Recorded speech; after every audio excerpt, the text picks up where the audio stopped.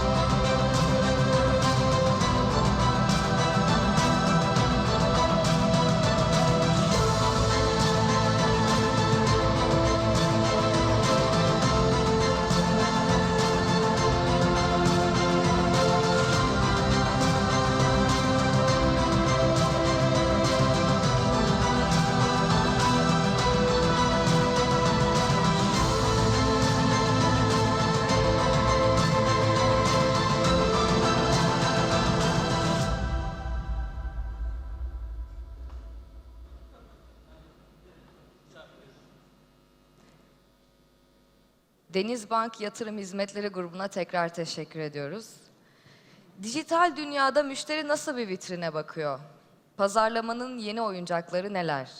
Sizin de sorularınız varsa Slido uygulaması veya web sitesi üzerinden #CSalonu_TSPK, #CSalonu_TSPK etiketiyle sorularınızı iletebilirsiniz. Moderatörümüz uygun vakit olması halinde sorularınızı konuşmacılarımıza yöneltecekler. Ve paneli yönetmek üzere Oxy AI kurucu ortağı ve CEO'su Sayın Ali Erhan Tamer'i sahneye davet ediyoruz. Teşekkür ederim. Çok sağ olun. Merhabalar. Evet. Misafirlerim. Ve panel konuşmacılarımız Ece Türkiye'nin CEO'su Sayın Stefan Zeiselmaier.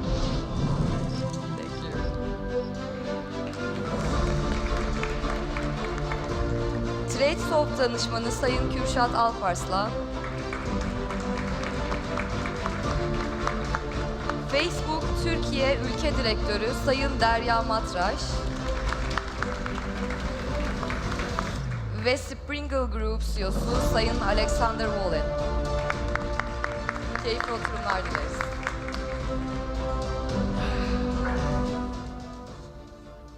Evet. Suyla başlayayım.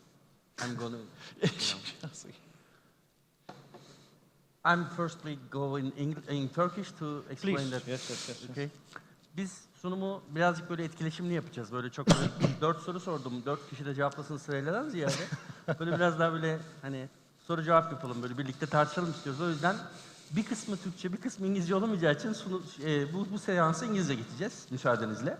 Ben bu bilgiyi vermeyi Türkçe yapayım dedim ki hani bilginin kendisi İngilizce olmasın. Evet, şimdi biz bugün we're gonna talking about the transformation and the relation with the customer and companies and how we approach the transformation in customer bases and the enterprise bases. We will go through this topic.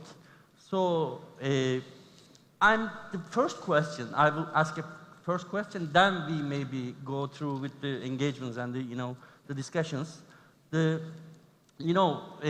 are in the universe that we have many new terms, like we are talking about blockchains and AIs and the engagements in social medias, and so there are so many new topics in industries and enterprises. So we see that the customers adapt themselves to transformation easily. But at the same time, the companies doesn't. So how we catch them? So let's start with, Derya, the ladies first. Okay. So it's, as you say, technology is moving very fast. Yeah. And one thing that moves faster than technology is the expectations of the customers. That is a big dilemma. Yeah. And, companies are trying to catch up with their expectations, and the key to reaching their expectations for today is to create a frictionless experience. So all companies are trying to, create that. We know that friction comes at a very big cost. For example, let's say that you have a bank, you're building an amazing mobile app, and you do tons of investments, many teams working on it to create the biggest app. So the percentage of the customers that leave the app, if there is 3 seconds delay, is 40%. So close to half of the customers are leaving apps or websites when they see this, uploading sign. After 3 seconds, you lost half of them. The amount of goods that are, left in shopping baskets due to long lines, like customers not wanting to wait for the long lines and leaving them in the shopping basket and leaving the store, it adds up to more than $200 billion in the US per year. It's really, coming at a big cost.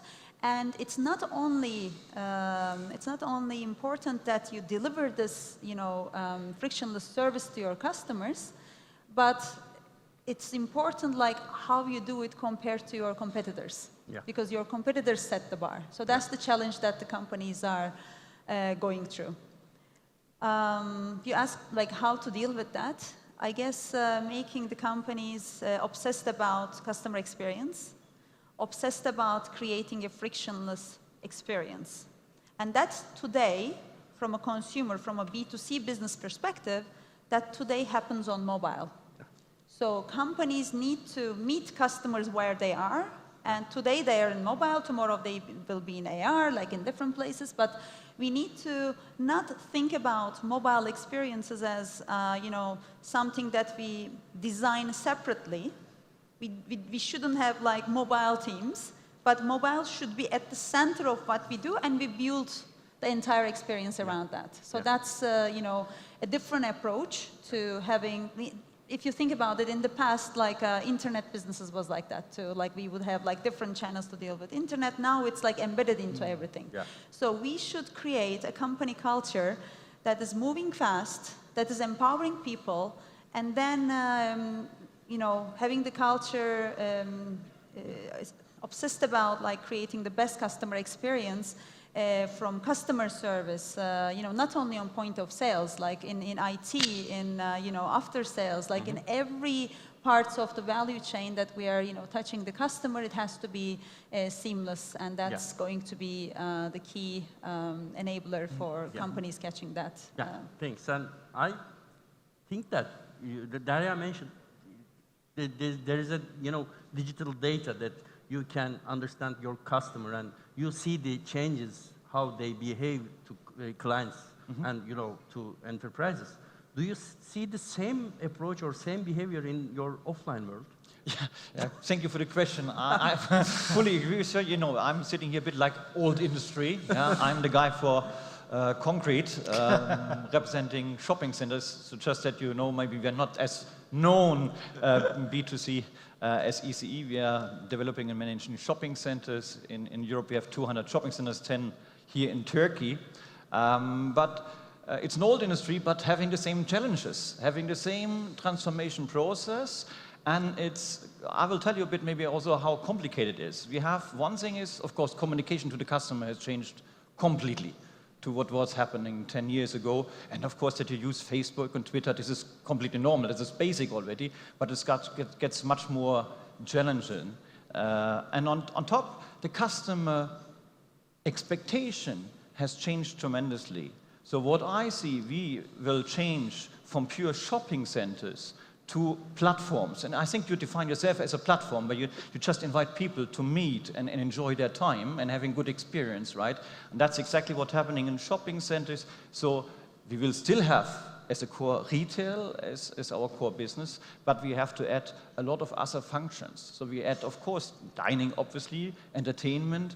We are now adding theaters, we are adding schools, we are adding universities, we are adding hotels on rooftop of our assets, because we have to satisfy the customer experience. And one thing is, and this is the same challenge as you have, of course, we have to make a very nice customer experience chain, which is easy if you are easy as a manager of a shopping center. Yeah. But we have maybe 200, 300 tenants, and we cannot direct them directly. This is the major challenge currently for us, to create platforms, also online platforms, not only for the shopping center or for the asset, but also for all the retailers. And that's the major challenge for us. So we have just made an experience with a pilot project. We have we call it digital mall. You have an online platform. You can, for example, reserve some dresses from Zara, for example. Mm-hmm. So they reserve in your size, put it aside. Sounds nice, but quite often you come and nothing is reserved, right? So this is currently really the major challenge, to have, on one hand, to offer a new service to the customer, but also satisfy the customer expectation behind. Yeah, yeah. So, Alexander. Yes. I want to tell that you mentioned me in the launch that you have a social investment tool that maybe you a little bit give a small brief about it. Why I'm asking it? Because the approach is also changing in financial industry, I think, and you see the customer behavior and socialize and social investment words and terms is new coming, and how you approach it? Yeah, so the way we approach it is, instead of trying to get the customer to you, we go after the customers. Where do they live? Well, they live with you guys as well, right? So a lot of customer hangs out at Facebook. So instead of spending those, you're still going to spend those 15 or even 2 hours a day on Facebook. We're hoping a small sliver of that you can actually spend on other social networks, other verticals. And one vertical, of course, is the capital markets. So that is Sprinkled Bit, which is one of the products that we have. So it's like a social network for investing, where you can learn, read up about how do I invest. We have a stock market simulator, so you can get started for free and kind of learn by your mistakes without putting real money. So that's kind of a little background about Sprinkled Bit. But I think what's interesting here is, if you look about capital markets and how can you get to the customer expectations, because that's basically what we're talking about. How do you create transformation? It's one thing to talk about it, it's really hard to implement. So the framework that we like to look at is this minimal viable product. So instead of going all in and say, okay, we're going to run everything, all transactions are now going to be blockchain based. Take a small sliver and say, let's test it over here. And then be very specific, here's our goals with this test. And if it's successful, you move on and you start putting it into bigger part of the company. This can be done for anything. This could be done for your checkouts. This could be done for HR. It could be done for anyway, where you basically start in small test environments and you scale them up. And the most successful way of doing this is you can run multiple tests at the same time. So hopefully that tells a little bit how you can approach transformation. Yeah. And for you, we talk about the data-centric approach and, how we understand the customer in the data, centric approach. And I know that your business is mainly in the data-driven market. So how do you see this? Yeah, first I'll start with the different ways the competition has evolved in the recent years. 10 years ago, we were just talking about the competitors in the same market. Mm-hmm. One brokerage company's competitor was just the other brokerage company, or one retail store's competitor was the other retail store's competitors. But the stores have changed. Now we have mobile platforms, online platforms, where customers arrive and the companies interact with them. So the companies are now competing with all other industries as well. We are trying to grasp more time a user spends on the mobile app. We are also competing with the email apps, we have social apps, and also this is right for the trading apps as well. So we are trying to, we are now getting customers who want trading app very similar to social apps, very similar to photograph apps, because they like that experience. So all the people who are trying to access the customer more or retain them more should look at the successful examples of those competitors on the other industries, and especially the farthest industries, because they may have more clues in accessing the customer. So this has changed in the recent years because of those mobile platforms. And now, thanks to technology, we have a lot of tools for instrumentation of the user's behavior or the user's experience. So companies should more focus on making that experience more smooth than ever, right? To do this, we are instrumenting all their tabs, all their clicks, all their selections on the all type of apps, both desktop apps, web apps, and also the mobile apps. So we're trying to understand the problems before they just go to a contact center or a support center. Customers are very used to applying to the support center, sending emails or sending through chats. But currently, we should be getting those problems before they arrive from the customer. That's how we do with some extra logging added to the applications and instrumentations on the in-app instrumentations. And whenever a customer experiences a problem, it's stored there, and the companies should react to it so that they can make that experience better. Yeah, fine. So maybe, ladies and gentlemen, you can interact. You know, I'm not waiting to ask the easy question, and please, disrupt this session. It's fine. Look, I want to at least say once that we will talk. Most probably, all the audience have heard a lot about that things are changing. This is nothing new. That things are changing is I hear that the last 30 years, right? Yeah. And we talk about much more about going online. I personally believe, you most probably, I don't know, let's see if you will agree with me. I personally believe finally people will always have not only this online experience, but they want to have the offline experience, the real experience. Yeah. And that's what I personally believe. I personally believe, yes, there will be a merge of all these channels. Yes, we will be online, unless you said, no, we're on the street, already on the street we have iPhones, but finally we want to have the real experience as well. That's what we are working for, where we say, okay, what we can do to make the life easier, the life better for people. We're saying, okay, if we have a roof, why don't do a park there? And why just to have the people giving a good experience in this field? And I think, and that's what I see, at least in Turkey, that people are really open and spending a lot of time out of home. And I personally believe there will be always a reason to be offline as well, and I hope we stay a bit offline and not always online. So the experience or the design or UI or UX is not the new terms, it's already there, but we saw that now in the competition, if you have a digitized company, you have ability to understand your customer digitally and also in the offline world. You know what they do. So do you think that the companies have a digitized power, has a big advantage in this competition? I mean, online, offline, like this concept is, really difficult one to define, right? How would you call Uber? Yeah. Right? I mean, is it online or offline? Because like physically you're getting in the car, but the whole experience is like flowing on online. Or imagine your experience in Apple Store. You go to the store and you like a product, and the salesperson comes and boom, you already do the payment. The product is online, it's but like it's yours. Oh, where is the receipt? We already sent it to your email address. So you mean that some hybrid model? Yeah, I mean, I think the whole life, I mean, even the, shopping center experience, like delivery experience is becoming, very fluid between online and offline pieces. For example, Deliveroo is like a delivery kind of yemek sepeti in Turkey and in the UK.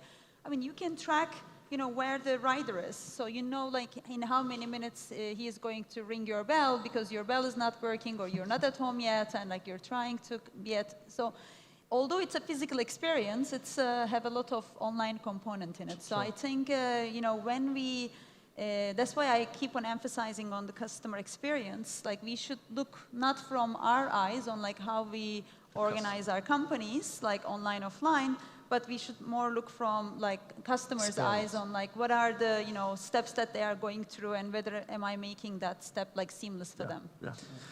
And I think that's very important because you have what's called the push and the pull. So if you're pulling people into either online experience or you're pulling people into an offline experience, it's very different than pushing them in. So I'll give you an example. I was on another panel in Sweden, and they say this digital transformation made it easier for banks to spend less time on back office things and they can focus more on the customer. The problem is that they haven't spoken to the actual customer. They don't want to spend more time in their branches. So just because you have more time, don't push them in, pull them in. I'll give you another example. So Capital One is a bank in the US, and ING is doing a similar thing. So in the way that they pull the customer in, is they created this lounge experience more about cafes and things like that, and you happen to have banking in the same place. So that's more of a pull. So just because you want people to come in and experience your offline experience, or if you want people to experience your online experience and they don't want it online, they actually want to have it in person, you need to listen to the customer. It's not your choice, it's the customer's choice. So that's very important. Yeah, absolutely. Yeah. But this is, of course, there's an advantage you have if you work online. Yeah. If you open a website and you can see already what your customer is doing, you learn a lot what the customer does. In our case, in the old world, let's say, it was like this. You learned about a customer when the customer came to the store, came to the cash desk and paid. Beforehand, you didn't know anything about this customer. And that's why for us it's also important to mix this online, offline. We have to be online just to learn more about the customer. And we get a lot of feedback, and I agree with you. I think the major problem for us will be we will have a lot of information. We have to put the information together, and we have to analyze the information. That most probably is the biggest challenge for us in the future, online or offline. Yeah, right. Kürşat, you're saying something. Also, it's sometimes hard to put ourselves in the role of the customer and try to imagine that user experience. Now, technology provides us some tools to instrument that experience, and the companies start experimenting on them. You may have a lot of different versions of your apps or your applications, and you just can roll out to some part of the user, some different types of flows, and you can just try to understand how many users like which flow. So you may give the customer the chance to choose the most used, most seamless experience on that. So we have that tools available, and the mobile companies use those experiments a lot to make their experience, make the experience better. But do you think that this online thing or digital thing is just a channel purpose or channel problem, or in the whole company you can think that all lines and all process can be a digital or must be a digital, It's just a channel approach in the digital world, or it's all the same time in the HR or in the, CEO, COO problem to digitize the process? Maybe it's more you to answer, I don't know. Yeah, I can take our approach because we're not as big of a company, but we have offices all over the globe. So technically, we live in the cloud. So that's actually one phase where you see that, yes, you can only do so much digitally, but then when you actually sit down with either your customers or you sit down with your employees, and you get what we call qualitative data, right? So even, it's as you say, you can have the best algorithms, you can have the best systems, but if you get the wrong information in, the wrong data in, you're going to get the wrong information out. So what we see is you need both sides in terms of information gathering and communication. So coming back to the customer experience, we can only put so much in our own thesis behind what do the customer want. And we can measure that with quantitative data, but we also need to measure that with qualitative data. And the best way to do that is in the offline sphere. Yeah. So, one of the questions I have that about the customer-centric approach in the companies, and in the big data environment, we can easily say that data-driven approach can easily make the companies better, understand the customer. And what do you think that it's a huge advantage to be a data-driven company in the customer-centric operation? Of course, it's a big advantage, but also the world is changing. I mean, I talked a lot about innovation culture in companies because I think that's what's going to make it or break it. Like I used to be a management consultant for long years. I did numerous digital transformation projects for different verticals, and I used to start by saying this: 2/3 of all digital transformations efforts fail. So let's start with that. Let's start with accepting that you only have 1/3 chance. Maybe today it's higher, because it's so difficult to change the company culture. Unless we change the culture, we are not transforming anything. So that starts from the CEO, from the top leadership, from like all the way to the bottom. Because maybe 10, 15 years ago, companies used to do 5-year plans. Actually, it was before 10-year plans, 5-year plans. Today, long-term plan is probably what, like 2-3 years, right? So, because we don't know what the next disruptive technology is going to be out there, and like it sometimes doesn't make even sense to think about the next 5 years. So that's the pace that we are operating right now. So if we are going to, like in the past, we used to do these 5 years and do our strategies and like everything evaluated, like tactic by tactic, strategy by strategy to bring to life. Today, the digital ecosystem lives in a totally different culture, approach, which is, you know what, we don't have time for planning, let's go try it. If it doesn't work, we do something else. If it works, then we do it much more. So that's kind of the trial and error kind of culture that digital companies are working at. Of course, there's planning, but like not overkilling it, not like spending 6 months to evaluate if it's a good idea or not, and then even missing the opportunity. It's really like, going ahead, trying, doing a little pilot, and then scaling our efforts. So that approach, trial and error approach, requires we have top talent on board. Yeah. We are developing that talent. We are empowering them. We are allowing them to take decisions. We are allowing them to fail, because trial and error means like, at least half of the trials are going to fail. So that's how we are going to learn. Yeah. But sometimes we learn much more than our failures than our successes. So maybe 10 times more from our failures, right? So we have to welcome a company culture that is okay to taking risks, okay to doing mistakes, and not like putting people under pressure to perform.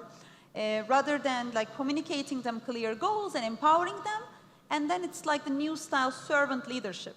So I'm here for you to remove the roadblocks. Come to me when you bump into a roadblock. So that's like the type of leadership today compared to maybe 2 decades ago. Like, I'm the CEO, I decide everything, everything needs to go through me. Then that creates a bottleneck and reduces our speed in the organization. So that's the, I think make or kill it kind of acid test that we have to go through. It's really, if we want to do digital transformation, we have to start with company culture and how, as leaders, we are ready to ourselves to, role model in the first place. So, are you okay with the taking risk? Yeah, absolutely. No, I can add something. It's one thing for sure. It's really how you deal with empowering people and engaging. What we learn, sometimes we have just to put experiences together. I just met one MD from one of the bigger, let's say, online retailers in Germany, and he told me proudly, they were deciding, okay, we want to have a store. Might be a showroom, but should be a store. And he said, we were sitting with all our team together and created they thought the most beautiful store ever, and it failed completely.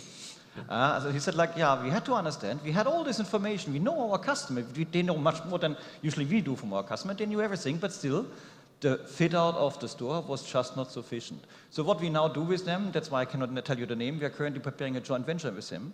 So where we, as coming from the shops, and shopping centers do a joint venture with this online retailer, and we share this. They bring a lot of know-how in, and I'm really amazed what kind of information they have, how they deal with this data is really impressive, how they deal with distribution products, for example, and we are responsible doing the shops, and we are responsible for the last mile distribution, because this is currently the biggest problem for the online retailers. You have to do the goods somewhere in the distribution center, and the last mile to the customer is the most problematic one, and we are sitting with our shopping centers comparable close to the customer.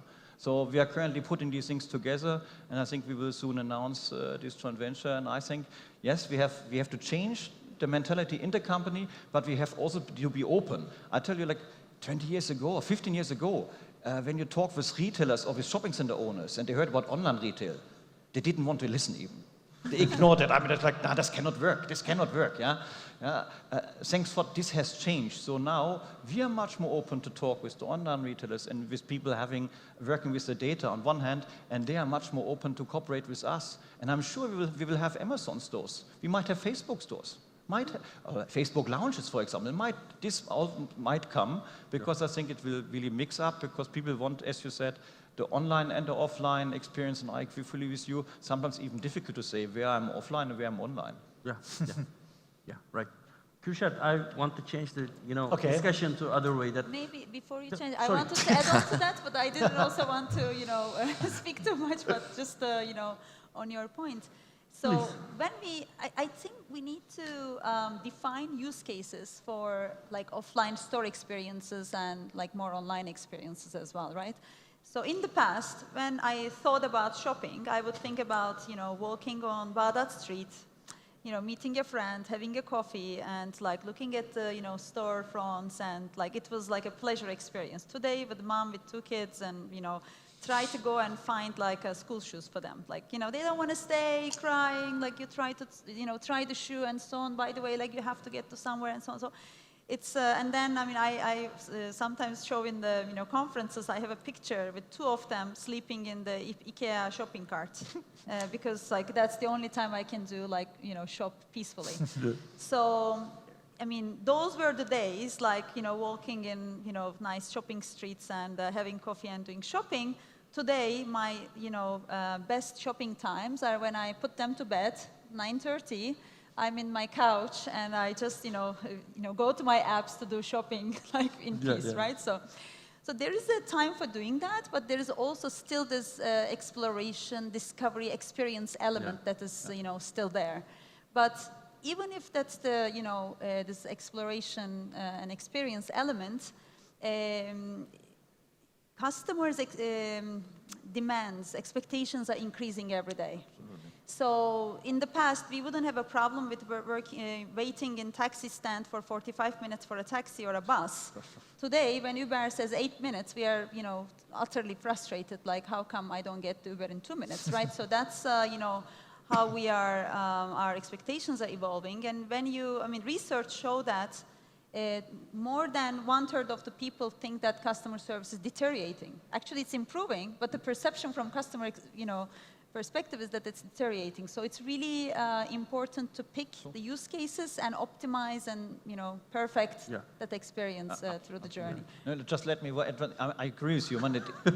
It's clearly, we try to increase the services, people still complaining, but it's a process.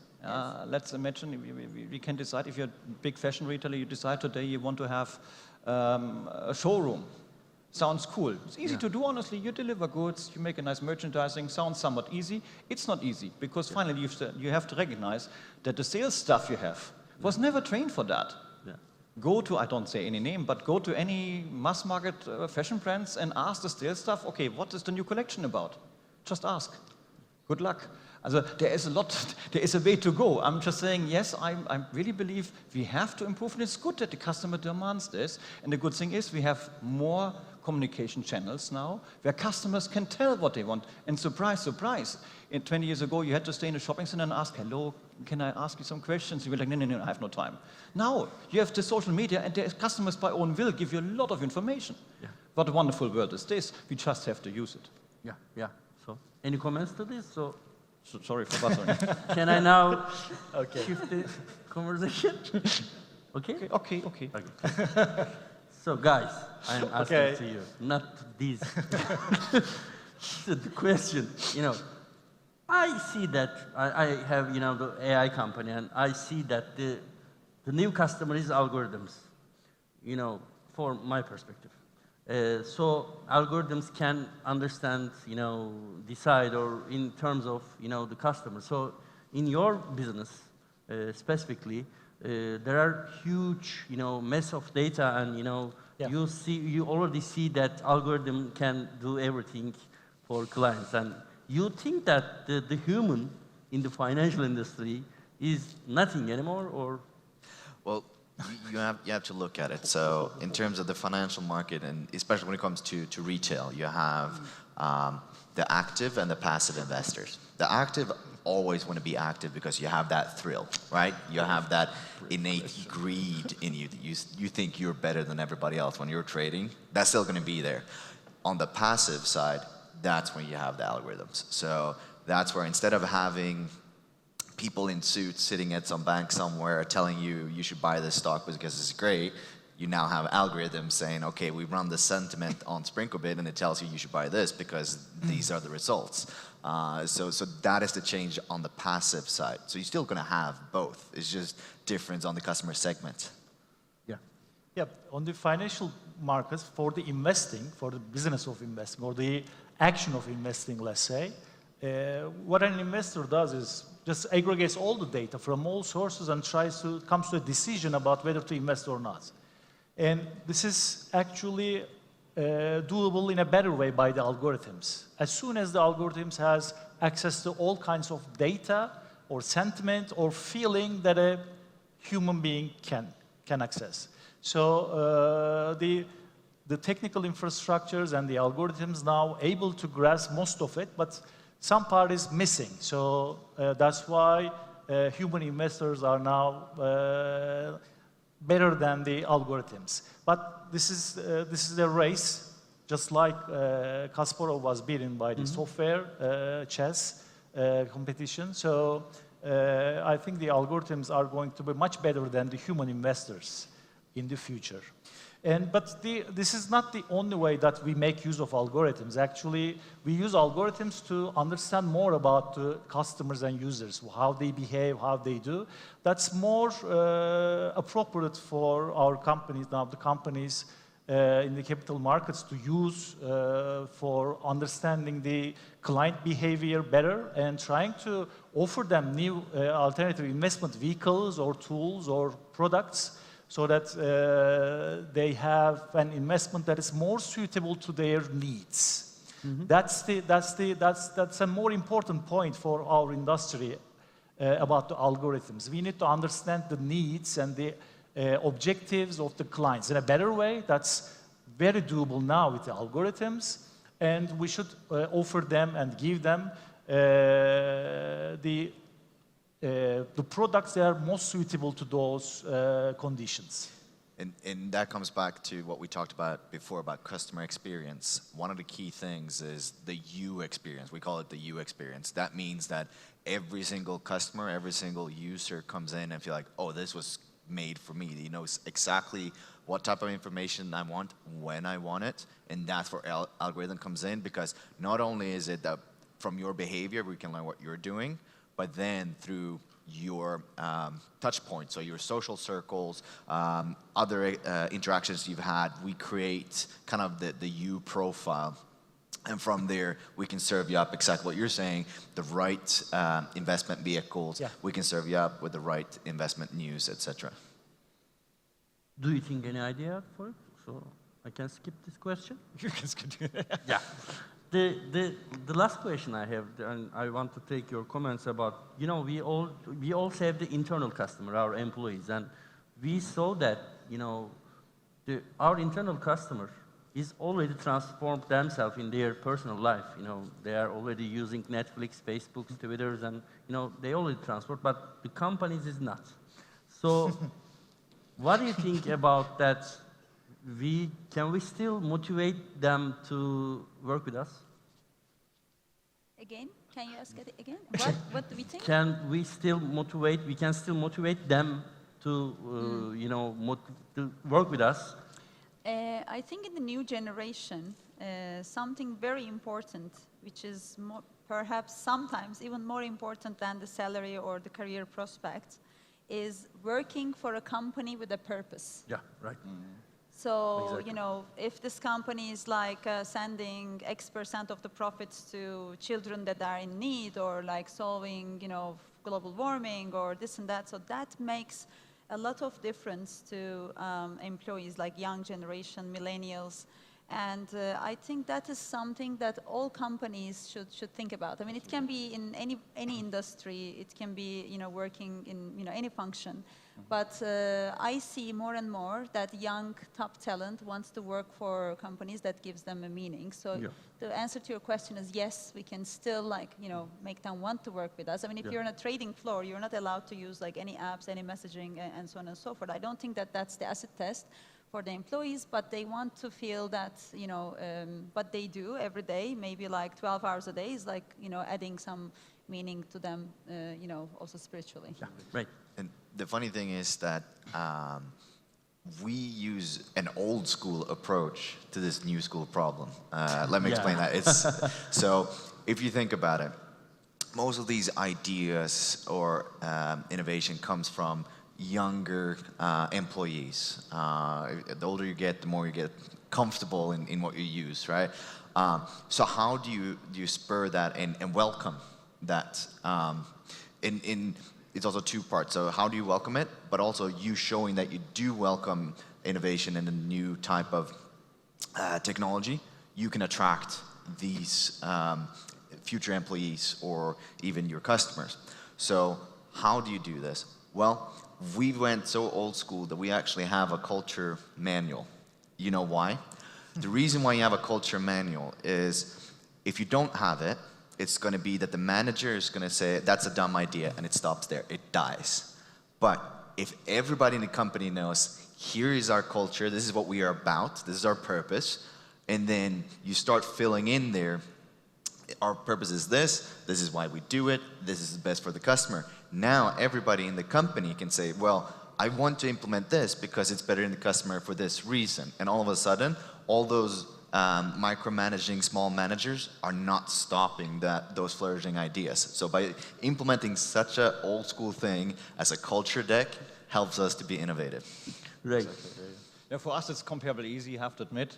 Our slogan is we create urban marketplaces, and in fact, that's what attracts people for our company, because you have a certain responsibility. Yes, it's commercial, no question, but of course it makes a difference if you put a, let's say, simple building somewhere in the environment, or you really take responsibility for the environment and creating something for the neighbors, for the people to come, and that's an advantage we have. And thanks God, also our investors getting much more open-minded now, much more open to invest in this. Some years ago, it was really complicated to force investors to invest in things where there is no direct income. And this has thankfully changed. So in fact, that's something which I personally believe is driving a lot of our employees, because they really want not only just to have a building and some shops, but they want to have much more than that. They want to have these park areas, entertainment areas, whatsoever, theaters. Our employees come with really crazy ideas, I have to admit. Also, if you think I have the crazy ideas in our company, no, I don't have it. It's much more that the younger employees we have. It's like, why we don't do this, why we don't do this. So they're really engaged by that. Thank you. So, Kürşat? I think we should also approach this just like we approach the customer problem. Yeah, the employee experience, just like the customer experience, is something that companies should focus on. How they start working, how they choose the work they want to work, and what's their experience during their working time, and end of days, end of week, and while they are trying to decide on something. This is an experience, and this is also something that they should focus on. Just like we focus on customer experience, this is going to be the way that companies should improve their operational workflows. So the employees are also customers for other companies. Just like you said, they are using Netflix and other apps or other services. They're also consumers. They're also customers, just like the company's customers. So their ideas and their innovations, their innovative ideas should be used a lot. And the employees that are using, that are more accepts those innovations, should be the front runners of the innovations in the company. Yeah, right. So we have almost 10 minutes and eğer ben bu cihazı kullanmayı becerebiliyorsam en son sorulan soru etkin kredi kompozisyonu ne olmalı bize sorulmamıştır diye tahmin ediyorum. Dolayısıyla bir sorunuz yok diye düşünüyorum. Sorusu olup yazan ve benim göremediğim var mı? Şimdi mi yazdın? Tamam. Evet, şimdi düştü. Evet. That's very capital Okay. markets. I will go for it. So, okay, I will go for it. The last question I have before the question, you know, the startups made a new changes in world that we change our behavior when buy something, when produce something, when consume something, and we think that for the old companies, old school companies, you know, are we ready to change our business model for the new one as a company basis to understand the customer easily?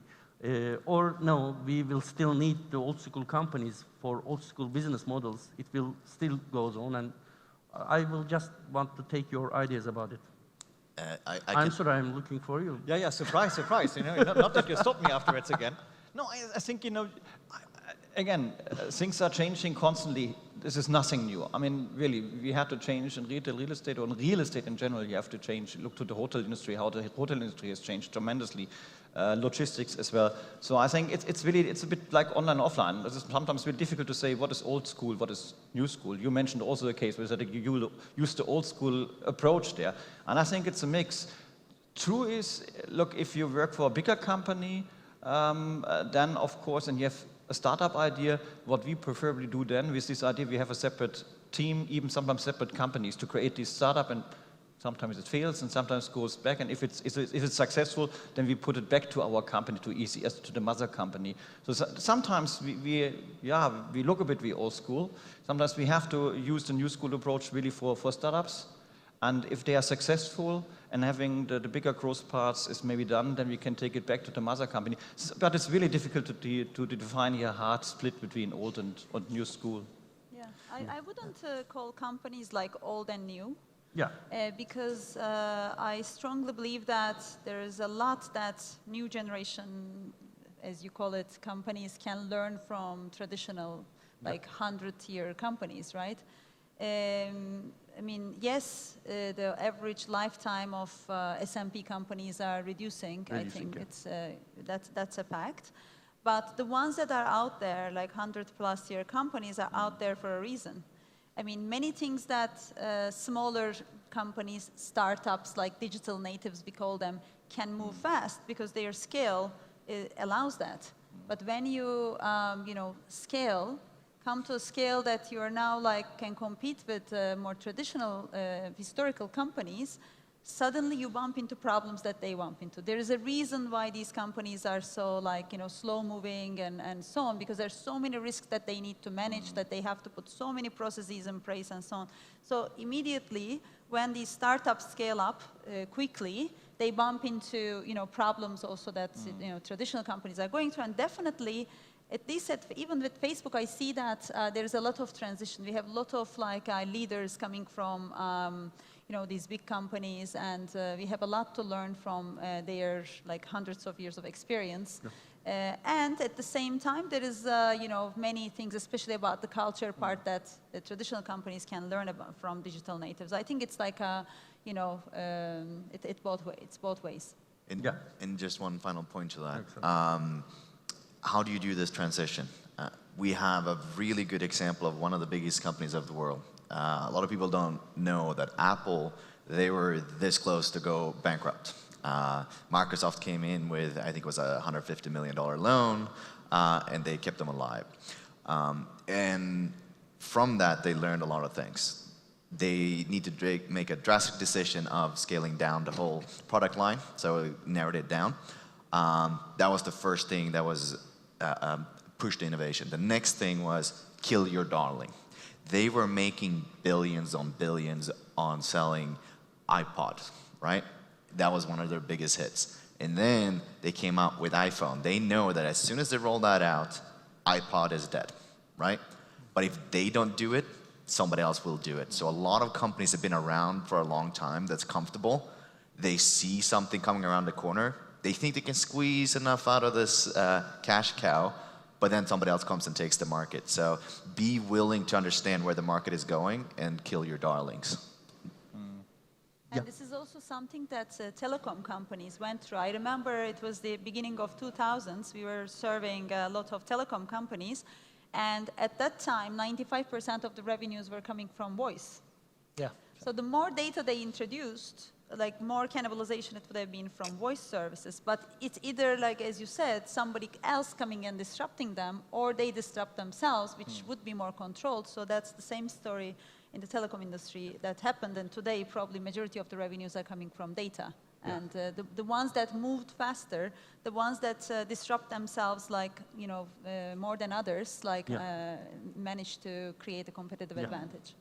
Yeah, the traditional companies rely on some rules and some setups that have been used for a very long time. So they have some difficulties in changing those. So startups are much flexible on changing those strict rules that were believed to be strict rules, let's say.